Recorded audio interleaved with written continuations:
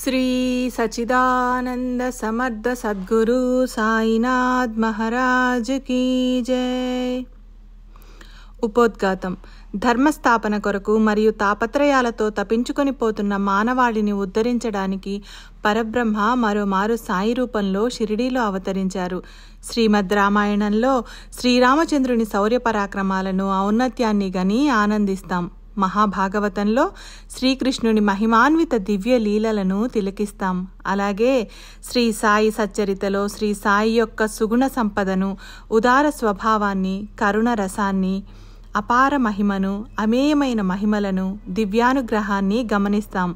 వారి రూప లావణ్యాన్ని దర్శించి వారి మధుర వచనామృతాన్ని శ్రవణం చేస్తాము. సద్గురువు తమ మహాసమాధి అనంతరం కూడా తమ దివ్యవాణిలో అమరులై ఉంటారు. శ్రీ సాయి యొక్క మరో రూపం శ్రీ సాయి చరిత్ర. శ్రీ సాయి దయామయులు హేమాడ్ పంతుని కేవలం నిమిత్త మాత్రునిగా చేసి తమ విచిత్ర చరిత్రను, దివ్య లీలలను, అమూల్యమైన ఉపదేశాలను శ్రీ సాయి సచ్చరితలో పొందుపరిచారు.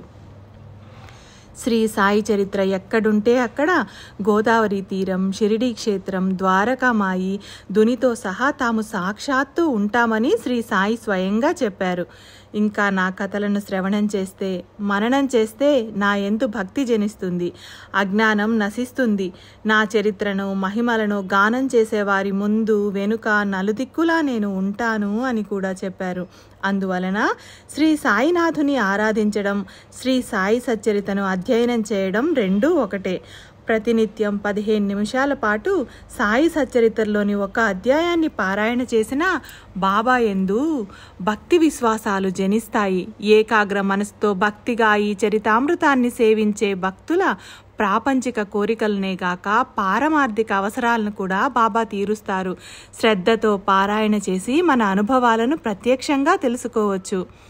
మన సాయి తాతయ్య తరతరాలకు తరగని అక్షయ జ్ఞాన నిధిని శ్రీ సాయి సచ్చరితలో నిక్షిప్తం చేశారు. ఆ నిధిని పారాయణ, అధ్యయనాలనే గుణపాలతో త్రవ్వి వారసులమైన మనం సొంతం చేసుకోవాలి.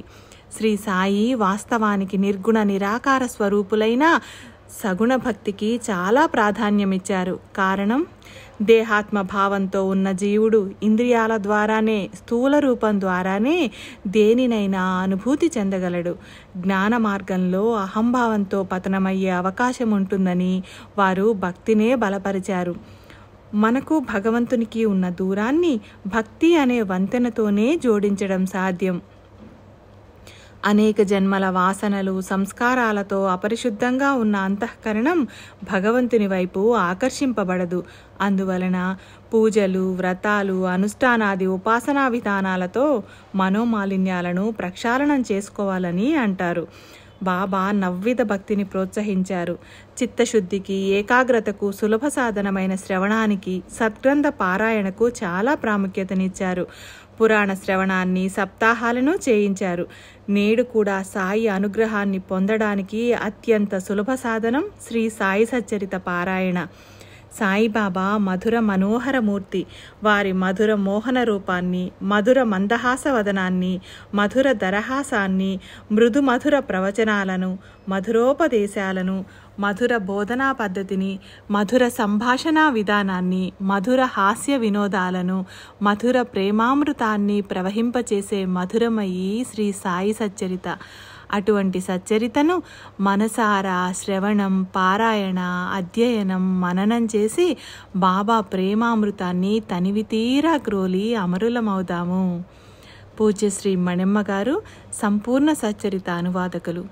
శ్రీ సచ్చిదానంద సమర్థ సద్గురు సాయినాథ్ మహారాజ్ కీ జై.